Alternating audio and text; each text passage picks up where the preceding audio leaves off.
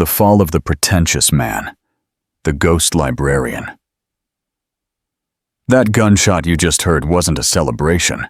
It was the starting pistol for the total and absolute demolition of a billionaire's life.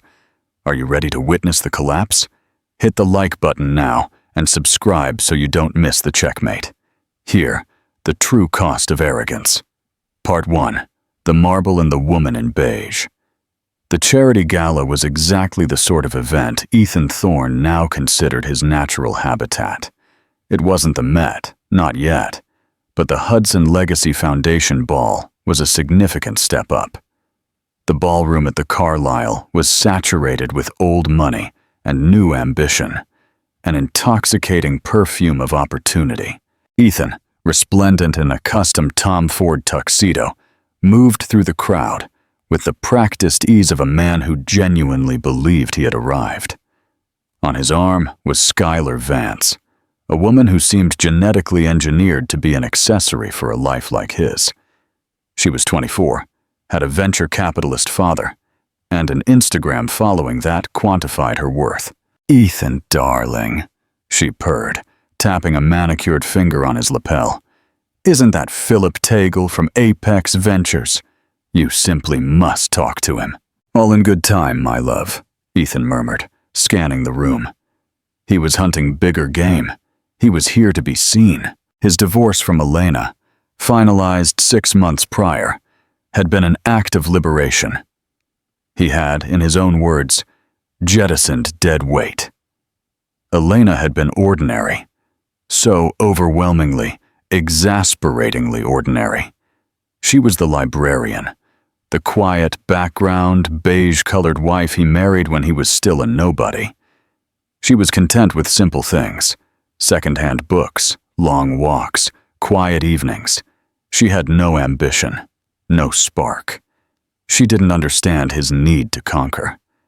When he finally landed his first big bonus, his first instinct wasn't to celebrate it per se, but to suggest they finally fix the broken furnace. He had left her for Skylar, a decision he viewed as a corporate merger for his own life. And then he saw her. He froze, his champagne flute halfway to his lips. "What the hell is she doing here?" Skylar followed his gaze. "Who?" "Elena, my ex-wife." She was standing near a side exit, not mingling, just observing. She wasn't dressed for a gala. She wore a simple dark blue dress that looked plucked off a department store rack, not couture. She carried a simple clutch bag. Her hair was pulled back. She looked, as always, utterly inconsequential. A wave of irritation mixed with a strange, acidic pity rose in Ethan. "This is embarrassing," he hissed, mostly to himself. "She must have snuck in, or she's working the event." "Oh, that's her." Skylar's voice dripped with condescension. She assessed her with a single dismissive glance. "Oh, honey, she looks tired." "She looks desperate," Ethan corrected. He straightened his tie, a plan forming. He couldn't have her here. It contaminated his new image. He began to stride towards her, Skylar trailing in his wake, a wolf closing in. "Elena," he said. His voice was loud enough to cause a few nearby heads to turn. Elena looked up, her gray eyes revealing no surprise, only a flat stillness. "Ethan," she said, allowing a slight smile to play on her lips. "What a surprise. I didn't think this was your scene. Honestly, how did you get a ticket? Did you call in a favor with the catering?" Skylar let out a sound like a suppressed giggle. "Look at this, whatever this is." Elena's gaze was steady. "I was invited." "Invited?" Ethan laughed. "By whom? The florist?" "Look at this." He gestured to the opulent room. "This isn't you. You were always more simple. You should leave. You're making people uncomfortable." "Am I?" Elena asked, her voice soft. "Or am I just making you uncomfortable, Ethan?" "Don't be ridiculous," Skylar interjected, stepping forward. "He's just trying to spare you the embarrassment. You're clearly out of your depth. This is an event for doers, for world changers, not for, well, whatever you do now. Cataloging books." Elena's eyes flicked to Skylar, then back to Ethan. You told me I had no ambition, Ethan. That I didn't understand the world you wanted to live in. You said I was a charming but ultimately simple chapter. I believe those were your words. And I was right, Ethan said. His patience snapped. He felt Philip Tagle's eyes on him across the room and wanted this over. If you're enjoying this content, smash that like button and leave a comment. You are simple. You are ordinary. And I am not. Now, please leave. You're ruining the atmosphere. He took Skylar's arm, preparing to make a grand turning exit.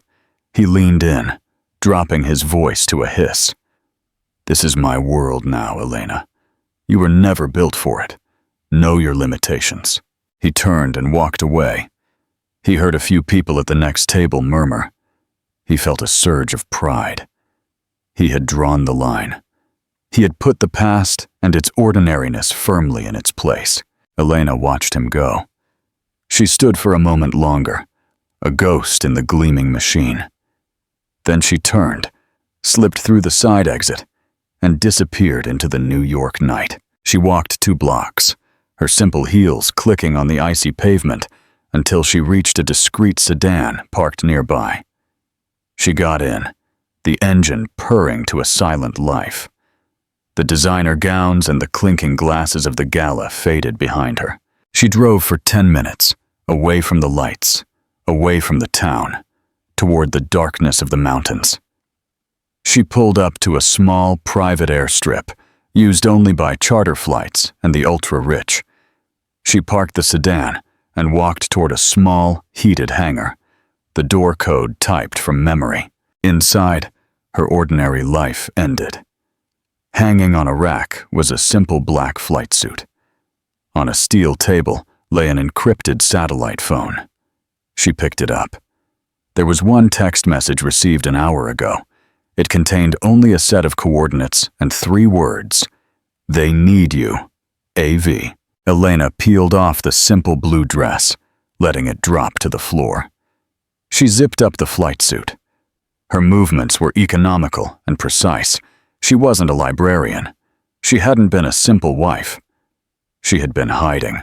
Her marriage to Ethan had been a cover, a deep psychological cover after her last job, a job that nearly killed her. She had chosen the most predictable man she could find in the most ordinary town to disappear into a beige life. Ethan, in his towering arrogance, had been the perfect camouflage. He never looked close enough to see the steel beneath the softness. He only saw what he wanted to see, a mirror for his own grandeur. He had forgotten she designed the house. She checked the fuel gauges on the sleek, matte black Pilatus PC-12 waiting in the hangar. Her real life. She climbed into the cockpit. The familiar glow of the avionics lit up her face. She was Elena, but to the only 4 people in the world who mattered, she was known as Cerebra, the ghost, the most sought after and feared strategic advisor on the planet. She keyed the mic. Aspen Tower, this is November 12th, Victor Alpha. Ready for departure. IFR clearance. As the plane ascended into the dark sky, Elena looked down at the glittering jewel of the Carlisle Hotel. She thought of Ethan strutting in his tuxedo, sneering at her. A small, cold smile touched her lips.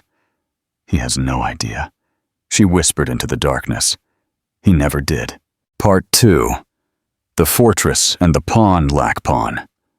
The Aegis Global Summit wasn't an event you were invited to. You were summoned. It was held every 2 years, always in a location that was both breathtaking and nearly impossible to access. This year, it was the Summit Fortress, a hyper-futuristic compound built into a private mountain peak in the most remote part of the Wyoming Rockies. It was inaccessible by road. The only way in or out was by air. This wasn't Davos. Davos was for politicians and celebrities. Aegis was for the people who owned the politicians and celebrities. It was a gathering of the 0.01%, the reclusive titans who moved global markets with a single phone call. And this year, the summit was a war room. Alexander Alex Vance, the AV from the text, was in trouble. Vance was a legend, a trillion-dollar man who had built Vance Holdings from nothing into a global empire spanning green tech, aerospace, and data analytics. He was also Elena's first and most important client. He had found her as a 22-year-old prodigy at MIT, writing a thesis on predictive economic models so advanced the U.S. Treasury had tried to classify them. He had funded her, protected her, and unleashed her, and in return, she had made him indestructible, until now. The threat had a name: Marcus Kane. Kane was new money, but brutal. He was a corporate raider who didn't just buy companies, he dismembered them. He saw Vance Holdings not as a legacy, but as a carcass to be stripped. He had spent the last year launching a catastrophic, high-speed, hostile takeover using algorithmic trading, media manipulation, and political sabotage. And according to Alex's latest frantic message, Kane was winning. Elena's Pilates sliced through the sub-zero air. She wasn't headed to the summit. Not yet. She landed at a private airstrip 100 miles south of the summit fortress. A black armored Mercedes Maybach waited on the tarmac, engine running. Her ordinary life was a distant, comical memory. The blue dress, Ethan's smug, punchable face. It was the life of a character she had played. Now she was back in her own skin. She spent the 90-minute drive in the back of the Maybach, which was a mobile command center. Screens flickered, showing real-time data streams from Vance's company. She absorbed everything: stock fluctuations, encrypted board communications, derivatives, swaps. Her mind was a high-speed processor sorting, analyzing, and finding the pattern. "He's not just attacking the stock, Alex," she said, her voice crisp. The satellite call was secure. "He's attacking your supply chain." Alex's voice, usually a calm baritone, was frayed. "Elena, he's choking us. He bought out 2 of our key microchip suppliers. He bribed the port commissioner in Houston, my Aquila 7 satellite, the one that secures the next decade of my company. It's grounded. If I can't launch it in 72 hours, I lose the launch window and the government contract. The stock will collapse. He'll walk away with the company for pennies." "Marcus is a brute, Alex. He uses a hammer," Elena said, her eyes scanning lines of code. "He thinks you're going to panic." "I am panicking, Elena. That's why you're here." "No, you're rattled," she corrected. "Panic is what he'll be doing shortly. He's at the Summit Fortress, correct?" "Yes, bragging about his victory. He's holding court. He's even hired Ethan Thorne." Elena's fingers paused on the keyboard. "Who?" "Ethan Thorne, your ex-husband. He's a mid-level analyst at BlackRock, but he's been trying to get Kane's attention for months. Apparently, he fed Kane some low-level intel on one of our subsidiaries. Kane, as a final insult, hired him last week. He's at the Summit Fortress as part of Kane's delegation. A trophy. A way to mock me. And, well, I'm sorry, Elena." Elena was silent. The sheer, predictable stupidity of the man. Ethan trying to swim with sharks, oblivious that he was the bait. He thought he had arrived. He was just a pawn, a final petty gesture by Kane. "He's irrelevant," Elena said, and she meant it. "Ethan is a rounding error, a distraction. Forget him. Focus on the problem. You need a launch. Marcus is blocking the ports. It's impossible, Elena. We're trapped." "Nothing," Elena said, narrowing her eyes as she found the flaw in Kane's plan, "is impossible. You just lack the proper leverage. The Aquila 7 is in its hangar in Mojave, correct?" "Yes, but the guidance system, the chips, are stuck in Houston." "Forget the Houston chips," Elena said. "They are a lost cause. Let Kane keep them. We are going to use the Talon system instead." There was a sharp intake of breath on the other end of the line. "Elena, Talon is..." It's not ready. It's experimental. It's not even ours. It belongs to Räikkönen Dynamics, Elena finished. And Kimi Räikkönen is at the Summit Fortress right now, trying to raise funding for her Mars project. He's allergic to people, hates summits, and is probably hiding in his room. You are going to him. You are not going to offer him cash. You are going to offer him a 10% stake in Vance Aerospace and full access to your Aquila launch data for his Mars project. A 10% stake, that's billions, and losing your company is trillions, Elena snapped. Subscribe to the channel right now if you want to see how this checkmate plays out. He will have the Talon guidance system on a plane tonight. I will handle the logistics to get it to Mojave and integrate it. We launch in 48 hours. Marcus Kane will wake up, read the news, and find his entire strategy worthless. He'll be holding a bag of useless microchips he paid a fortune for. Alex was silent. The sound of his breathing was all that was on the line. God, Elena, that's why it's you. Can you come to the Summit Fortress? I need you. I need to show them, all of them, that I'm not finished. Elena looked out the window. The Maybach was pulling into a private, fortified compound. This was her base of operations, where she would wage war. I'll be there, she said. But not yet.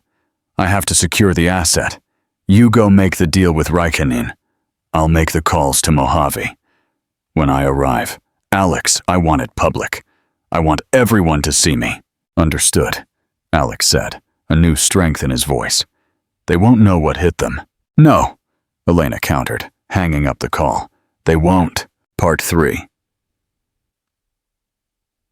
The crash of Ethan, the grand terrace at the summit at Fortress, was an engineering miracle. A massive, cantilevered slab of white marble and reinforced glass. It jutted out over a 4,000-foot drop. The air was thin, cold, and crackled with the energy of unimaginable wealth. Ethan Thorne felt like he could fly. He held a glass of 30-year-old Macallan, the amber liquid glowing in the late afternoon sun. He was in, not just in, but in the inner circle. He'd been at the Summit Fortress for 2 days, and it had already changed his life. Marcus Kane, his new boss, held court by the huge centralized sculpture. Kane was a physical man, built like a retired linebacker with a voice that boomed across the terrace. He laughed, clapped men on the back, the picture of a conquering hero. And Ethan was his new lieutenant. "Thorne, get over here!" Kane shouted, beckoning. Ethan practically leaped, his chest swelling. Skylar, who had of course come with him, was by the railing, casually taking a selfie with a Dubai prince in the background. "Yes, Mr. Kane. Tell these old fools what you told me." Kane chuckled, slinging a heavy arm over Ethan's shoulders. "About the Vance corporate culture. The dead weight, the rot." Ethan, high on the attention, launched into the same pitch he'd given Kane in his first interview. "It's a company built on a fossilized legacy, Mr. Kane. Stagnant, no innovation. Alex Vance is a dinosaur held up by reputation. He's surrounded by yes-men. He lost his edge years ago." "See?" Kane roared to the cluster of rival CEOs. "The rot is internal. When I take over, the first thing I'm doing is firing half the board and liquidating the aerospace division. It's a vanity project, a money pit." Some of the men nodded, eager to agree with the new alpha predator. Ethan felt a chill. He was shaping the conversation.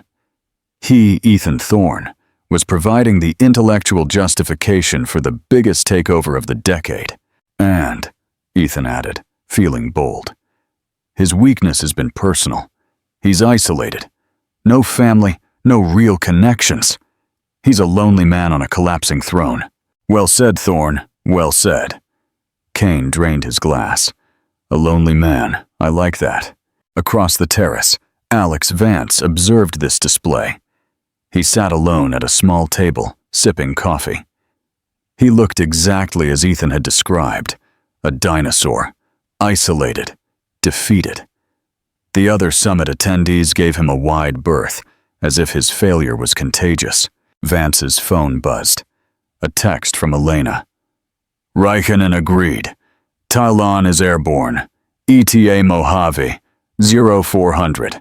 Integration team is ready. Dealing with the second problem now. Vance looked up. His eyes met Kane's. Kane raised his glass in a mock toast, a cruel, triumphant smile on his face. Vance did not smile back. He simply stood up and walked back inside, a defeated man. Kane's laughter boomed. He's retreating! He's running to his room to cry! Ethan laughed with him, the loudest of them all. He had never felt so powerful. He hated Elena for making him feel small for so long, for her quiet judgment, her lack of faith in him. And now he was here, and she was shelving books in some dusty, forgotten library. He looked at Skylar. This, he whispered, pulling her close, is what winning feels like. This is the big league. Oh, Ethan, Skylar breathed. You're amazing. Suddenly, a new sound cut through the laughter and the high-altitude wind.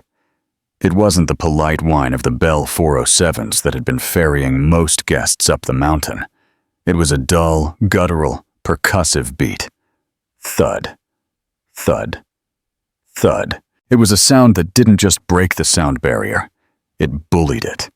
It was the sound of raw, unadulterated power. The conversations on the terrace faltered. Heads turned, scanning the bright blue sky. What the hell is that? Kane demanded. His good humor evaporated. The sound was an intrusion, unwelcome. It's a helicopter, someone said.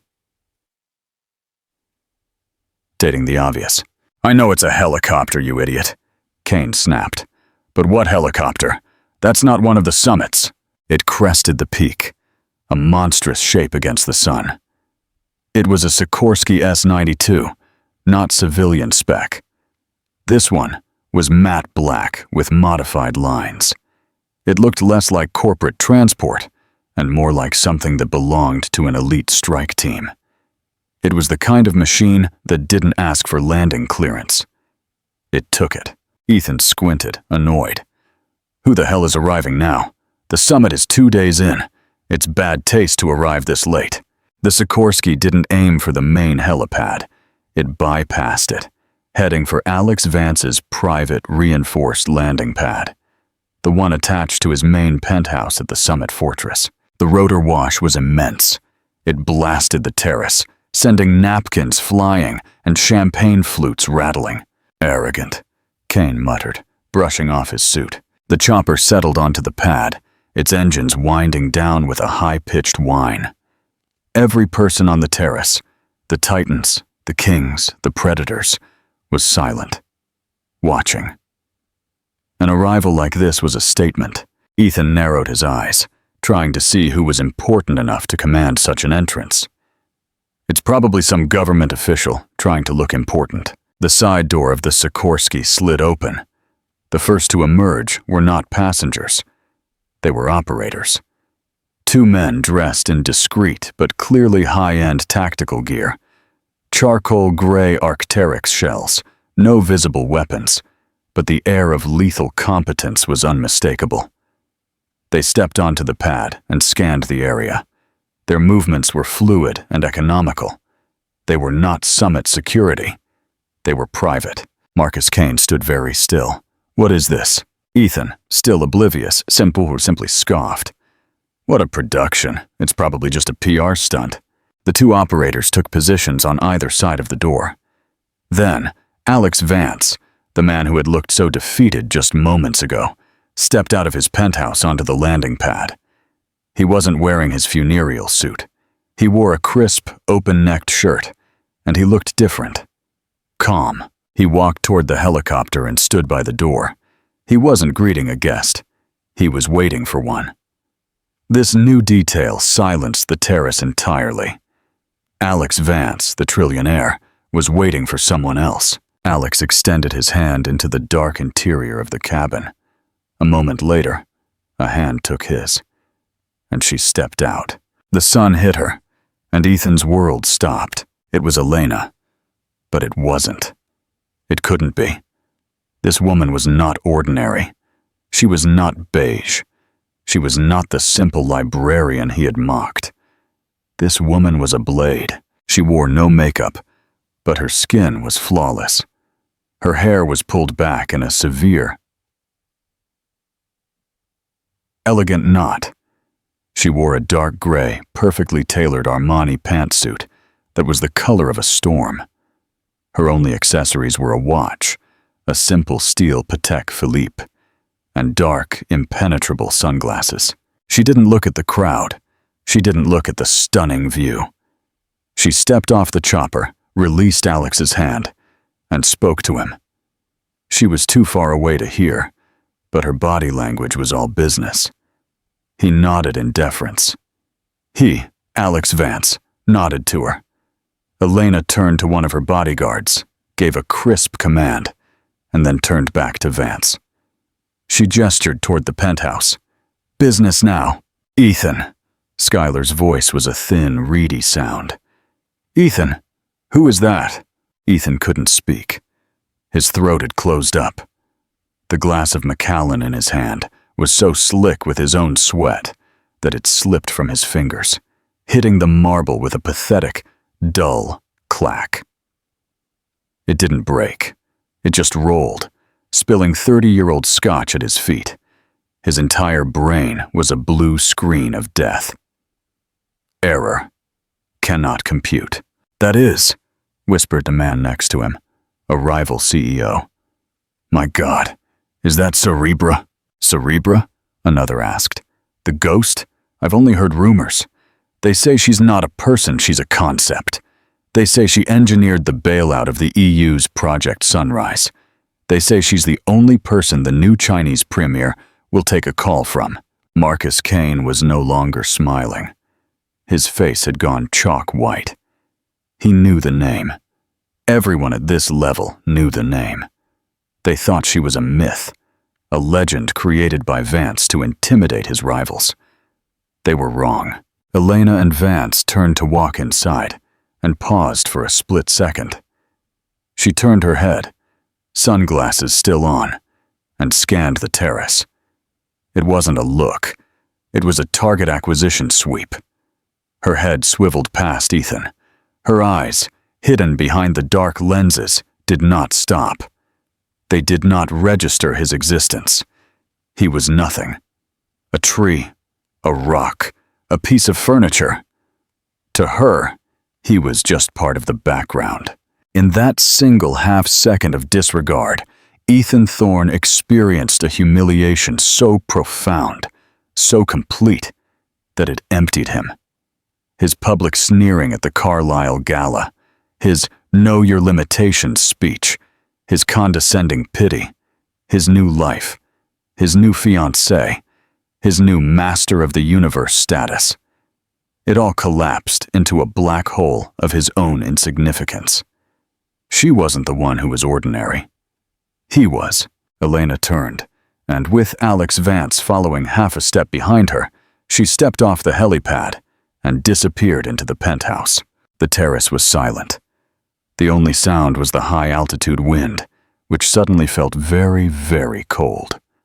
All the power, all the money, all the ambition. It had just shifted. It had tilted on its axis, and now it all pointed toward the woman who had just arrived. Skylar was staring at Ethan, but not with love, with mounting horror and contempt. "You!" she whispered, her voice laced with venom. "You idiot! You told me she was a nobody!" Ethan opened his mouth. No sound came out. He had said she was ordinary. And she had just stepped off a Billionaire'S helicopter in a total, deafening silence and erased his entire world. Part 4. The Last Gasp and the Takeoff. The penthouse was a fortress of glass and steel, silent and isolated from the world. The living room wasn't a living room. It was a command center. Holographic displays, data streams, and encrypted communications arrays lined the walls. Elena didn't pause. She pulled off her suit jacket, tossing it onto a chair. "Report!" Alex and his two top aides, who had been waiting in a state of near panic, snapped to attention. "Elena," Alex started. "This is Marcus and Chen. They have the latest. Tylon is integrated. We're launch ready, but," Marcus, the aerospace head, said, "Kane wasn't just blocking the ports. He's filed an emergency court injunction, a security review, citing untested guidance systems. He's using our own safety protocols against us. It will hold the Aquila on the ground for at least a week. The launch window will be gone. The stock will crash." Alex sagged. "He's 3 steps ahead. He knew we'd try something." Elena held up a hand. "He is not 3 steps ahead. He is 1 step ahead. And he is sloppy. He used a hammer again." She walked to the main communications panel. "Who is the commissioner he bought?" "Javier Lynch, head of the Western Range Oversight Committee," said Chen. "The legal counsel," his voice shaking. Elena's fingers flew over a keyboard. She wasn't hacking. She was simply accessing. "Javier Lynch, married, 2 kids, a $1.2 million mortgage on a $400,000 salary, a boat at the marina, a daughter at Harvard. He's dirty. We know, Alex, frustrating. But we can't prove it in time." "We don't need to prove it," Elena said. She stopped typing. There was a file on her screen. "Lynch's daughter's tuition. It's not paid by Lynch. It's paid by a blind trust. The Argos Fund established 3 months ago." "Kane's bribe fund," Alex breathed. "Exactly. Chen, you're a lawyer. You are calling Lynch right now. You are telling him you are filing a sealed RICO suit with the Southern District of New York, naming him and the Argos Fund as co-conspirators in a stock manipulation scheme. You are telling him you have full auditable proof of the fund paying his daughter's tuition. And you are telling him the only way his daughter doesn't get expelled and he doesn't end up in federal prison is if his security review finds 0 issues in the next 30 minutes. Chen was pale. That's extortion." Elena turned to him, her gray eyes devoid of warmth. "This is Checkmate. Do it." Chen galvanized, grabbed a secure phone, and ran to the next room. "Marcus," Elena said, turning to the aerospace head. "Kane's injunction isn't his only play. He'll have a backup. He will try to sabotage the launch pad. I want our internal Falcon drone security active. All of it. Fix the exclusion zone at 5 miles. I want anything moving, man or animal, tagged and tracked. Non-lethal deterrence authorized. Go." Marcus scrambled to his own station. Elena and Alex were left alone. "You're terrifying, Elena," he said, not unkindly. "I'm efficient," she corrected. "Marcus Kane thinks this is a money game. He thinks he can buy his way to victory. He doesn't understand. This is an information game. He's loud. He's arrogant. He leaves a trail." She thought for an instant of Ethan. Men like that, they are their own worst enemies. Their ego is a liability. You just have to know where to press. "And Ethan Thorne?" Alex asked, watching her. "He's part of Kane's team. He's here." Elena looked at him. "Ethan is a symptom. He's a barnacle attached to the whale. He thinks he's moving the ocean. But he's just along for the ride. He's not a player, Alex. He's a pawn. And pawns," she said, dropping her voice, "are meant to be sacrificed." A low-level hum came from the main console, a proximity alert. "What is it?" Alex asked. Elena's eyes narrowed. "Someone is on the terrace just outside the penthouse. They bypassed the main security." "Kane?" "No, not his style. This is sloppy." She pressed a button. The soundproof glass turned into a one-way mirror, showing her the view outside. But they remained invisible. It was Ethan. He looked broken. His suit was rumpled. His hair was a mess. He stood on the glass, staring at his own pathetic reflection, unaware she was on the other side, watching him. Skylar was gone. He raised a fist, and in a pathetic gesture of rage, he pounded the glass. No sound came inside. "Elena!" he screamed. his voice a dull, distant wail against the triple-pane, impact-proof glass. "Elena, I know you're there. You made me look like a fool." He dropped to his knees. "How could you? How? What are you? You were my wife. You were ordinary. You were mine." Alex looked at Elena, his face full of pity and distaste. "Do you want him removed?" Elena watched her ex-husband, the man who had mocked her for his own sport, sobbing on his knees. She felt nothing. No anger, no pity, not even satisfaction. It was like watching a documentary about a particularly uninteresting species of insect. "No," she said. Her voice flat. "He is irrelevant. He will leave when he gets cold." She turned away from the window, back to the data streams. "Chen's call should be done. We have a satellite to launch." Part 5. The epilogue of Arrogance. The news broke at 5:00 a.m., just as the sun was beginning to touch the peaks. It didn't come from a press release. It came as a physical fact. A low rumbling boom that shook the ground vibrated throughout the summit fortress, waking every CEO and financier from their sleep. On the huge screens in the central summit hall, the live feed from SpaceX, who handled the broadcast, flickered on. Vance Aerospace, Aquila 7, successful launch, Mojave Air and Spaceport.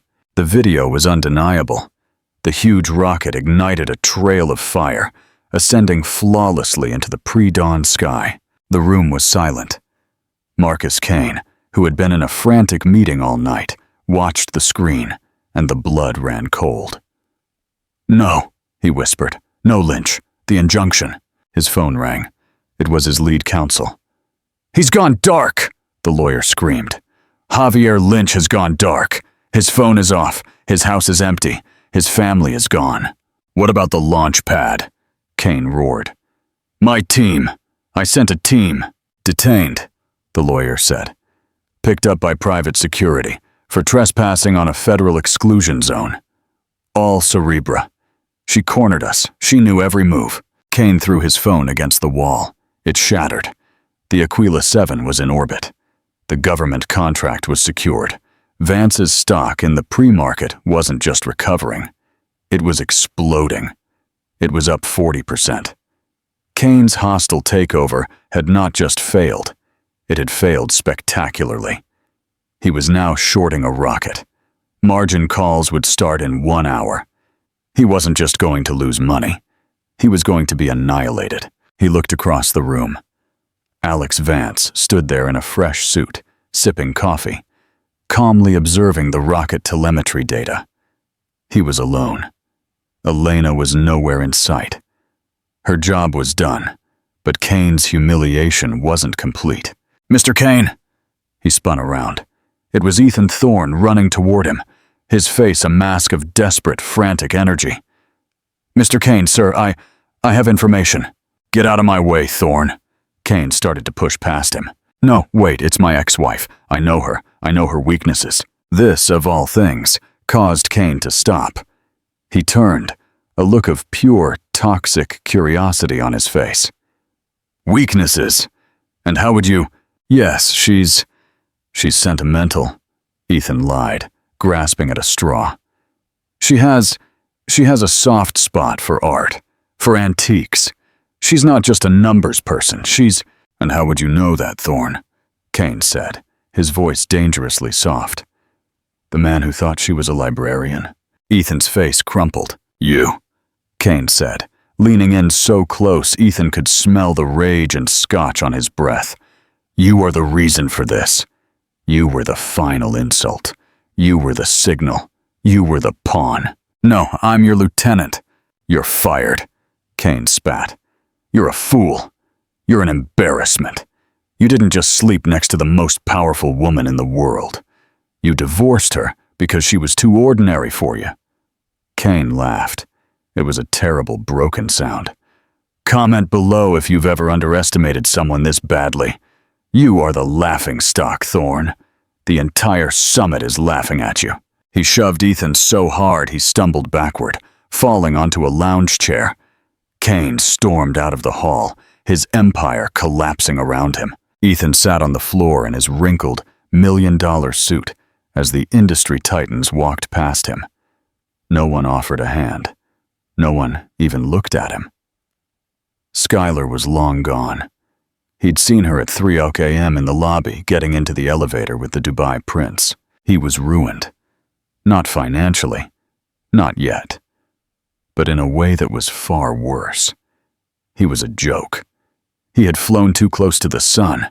He had bragged. He had posed. And he had sneered. And the wife he had thrown away, the ordinary wife, had been the sun all along, and she had burned him to ashes without even realizing he was there. His phone buzzed, a notification from his bank. His joint account with Skylar had just been emptied. He just sat there as the world moved on without him. The image of the Aquila 7 blazing on the screen above. The epilogue. The final dismissal. The private airstrip 100 miles south of the Summit Fortress was a study in desolation. It was not a place for arrivals. It was a place for disappearances. A single, wind-whipped runway cut a black line across a sea of white. Snow had begun to fall, not in soft flakes, but in hard, stinging pellets driven by a wind that moaned across the empty landscape. The cold was absolute. It was a cold that felt personal, a living thing seeking to find and freeze the marrow of the bones. Elena's Pilatus PC-12 waited, a sleek gray shape against the turbulent gray sky.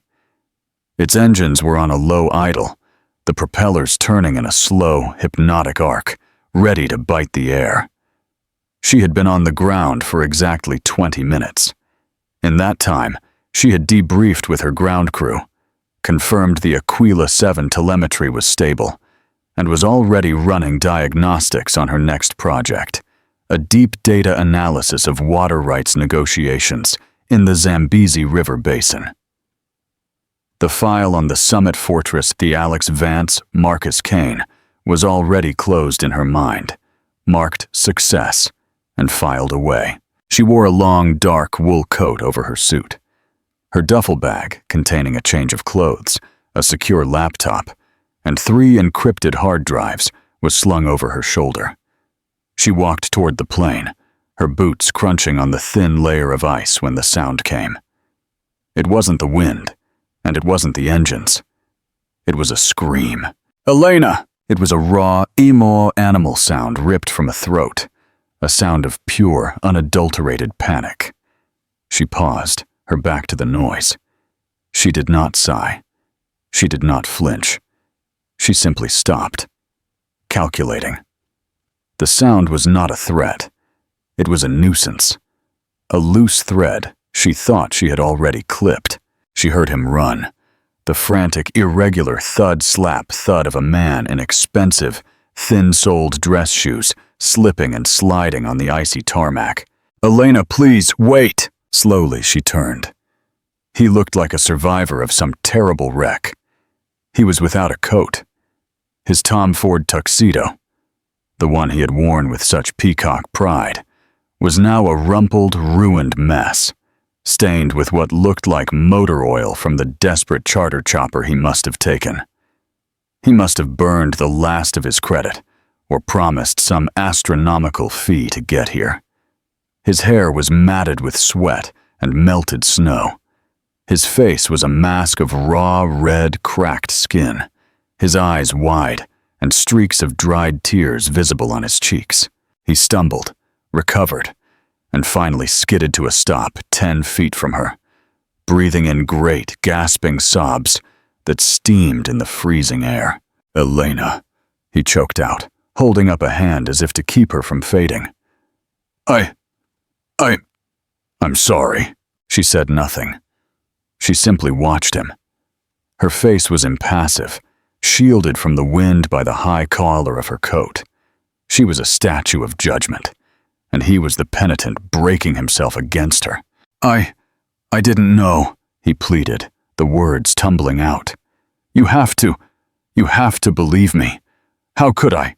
How could I have known? You lied to me for years." He was starting to get angry. Pity turned to blame, as it always did with him. You were a librarian.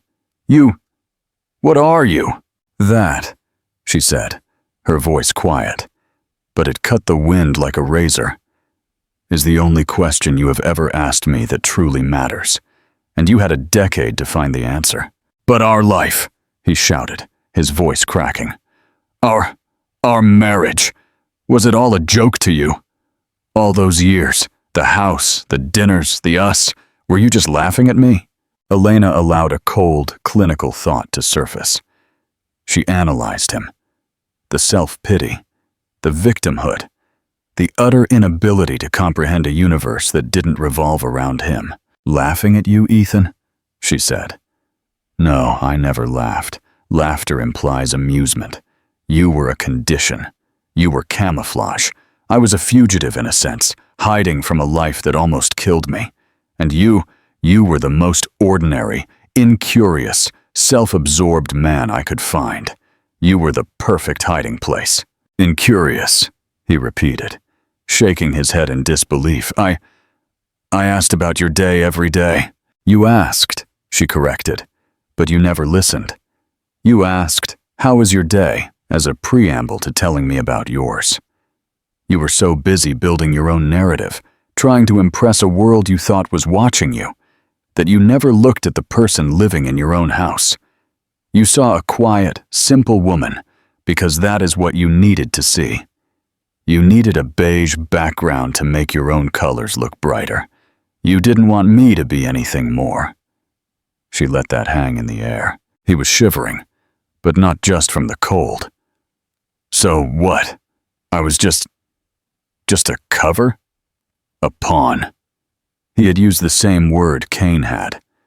She saw the bitter irony. "You weren't a pawn in my game, Ethan," she said. "You weren't on my board at all. You were on an entirely different board. One you built for yourself. I was simply biding my time, waiting. You mistook the chrysalis for the butterfly. But, he was desperate now. The reality of his own insignificance was crashing into him. I can change. I see you now. I understand. I can be useful to you." He took a step forward, hands outstretched. I'm good with people. I'm good at strategy. You need a public face, someone to run things. I can do that. I can be whatever you want.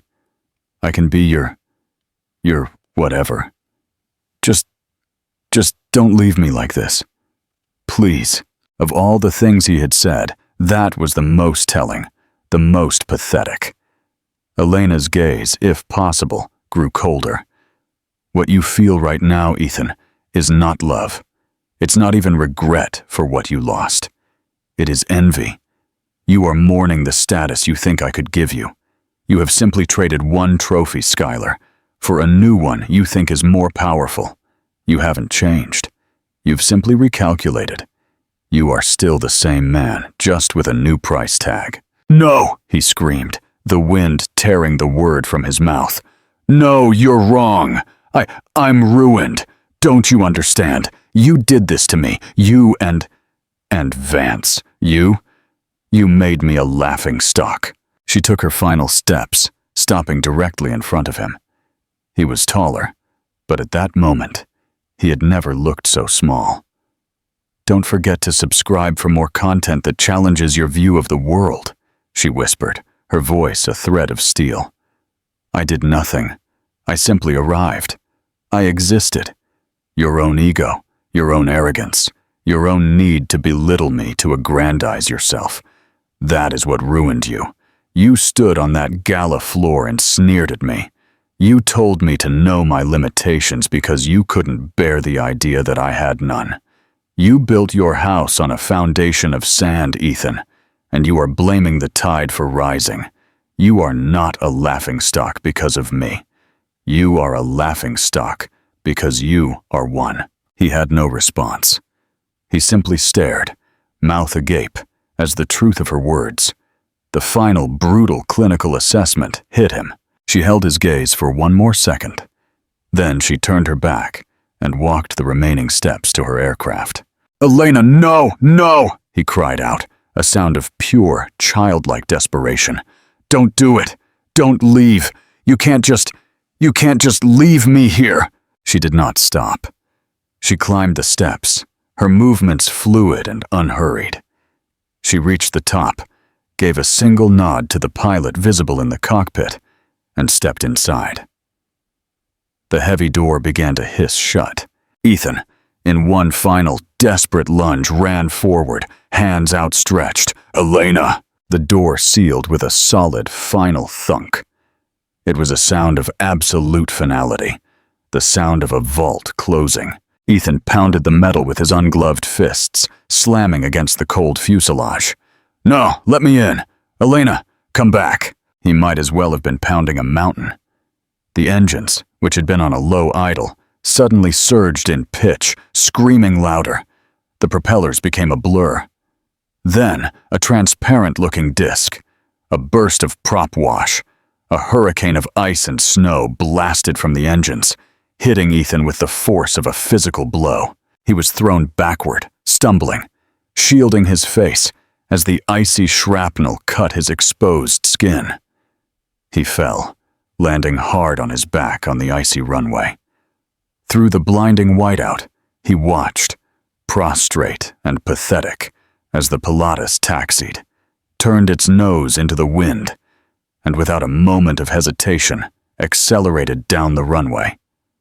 It took off with an impossible power and grace, ascending at a steep, aggressive angle, disappearing into the heavy gray clouds in seconds. And then silence. The engine roar faded, instantly replaced by the high, thin, lonely moan of the wind. Ethan Thorne lay on the runway, the snow beginning to fall on him again, settling on his ruined suit and his unseeing eyes. He was left alone in the cold, with nothing but the crushing, absolute, inescapable weight of his own ordinariness.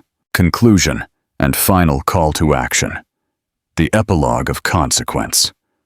In the end, this was never a story of revenge. Revenge would have required Elena to care. This was a story of consequence. Ethan Thorne built his entire world on the idea of image, of belittling others to feel tall. He thought the ultimate flex was his new fiancée, his new boss, and his new life. But he forgot the most important rule. The quietest person in the room is often the most powerful. He sneered at her as ordinary, failing to realize he was the only one who couldn't see the truth. She didn't need to defeat him. She only needed to be herself. And in the end, her silence was louder and more devastating than any of his bluster. What are your thoughts on Elena's story? What do you think Ethan does next? If you enjoyed this story, hit like and share this video with someone who appreciates a story of quiet power, and subscribe for more stories where the ordinary turns out to be anything but.